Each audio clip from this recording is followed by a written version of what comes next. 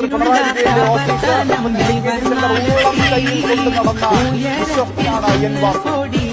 പഞ്ചായത്ത് പ്രസിഡന്റാകുന്ന വിജയൻ ട്രൈബ്യൂണലിലേക്ക് വരുന്നു. പിന്നാലെ അദ്ദേഹത്തിന്റെ മന്ത്രി ഒരു ശബരിമലയിൽ പ്രവേശന വിവാദ കാലത്ത് പിണറായി വിജയൻ കണ്ണും കൂട്ടി ദൗത്യമേൽപ്പിച്ച വിശ്വസ്തൻ കൂടിയാണ് എൻ വാസു. അവിടെ ഇരുന്നുകൊണ്ടാണ് ഈ കവർച്ച സ്വർണ്ണക്കൊള്ളയ്ക്ക് വാക്കുകൊള്ളാണ് ഇതുവരെ SIT പുറത്തുവിടുന്നത്.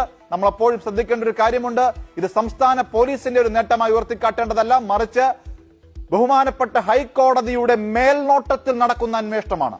SIT ഇതുവരെ നടത്തുന്ന അന്വേഷണത്തിലൊക്കെ പൂർണ്ണ സംതൃപ്തിയാണ് ഹൈക്കോടതി പ്രകടിപ്പിച്ചിട്ടുള്ളത്.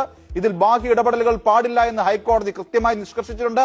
അങ്ങനെ ഹൈക്കോടതി കൃത്യമായി ഓരോ ദിവസത്തെയും നടപടികൾ നിരീക്ഷിക്കുന്നുണ്ട്. അങ്ങനെ ഹൈക്കോടതിയുടെ മേൽനോട്ടത്തിൽ ഈ അന്വേഷണം നടക്കുന്നത് കൊണ്ട് ഇതുപോലുള്ള വമ്പന്മാർ ജീവിതകാലത്ത് കൈവിലങ്ങ് വീഴില്ല എന്ന് ഉറപ്പിച്ചവരൊക്കെ തന്നെ ഒന്നൊന്നായി പിടിയിലാകുന്നു എന്നതാണ് നമ്മൾ മനസ്സിലാക്കേണ്ടത്. ഇത് വളരെ പ്രത്യേകത നിറഞ്ഞ ഒരു നീക്കം കൂടിയാണ്. കാരണം ഒരു കാലത്തും ഈ അഴിമതി പുറത്തു വരില്ല, ഈ കള്ളക്കവർച്ച പുറത്തു വരില്ല, തങ്ങൾ പിടിയിലാകില്ല എന്ന് ഉറച്ച് വിശ്വസിച്ചവരാണ്. ഈ സർക്കാരിന്റെ എല്ലാ ഗുണഫലങ്ങളും അനുഭവിച്ചവരാണ്, സംരക്ഷണവും അനുഭവിക്കുന്നവരാണ് ഇപ്പോൾ കൈവിലങ്ങണിഞ്ഞുകൊണ്ട്.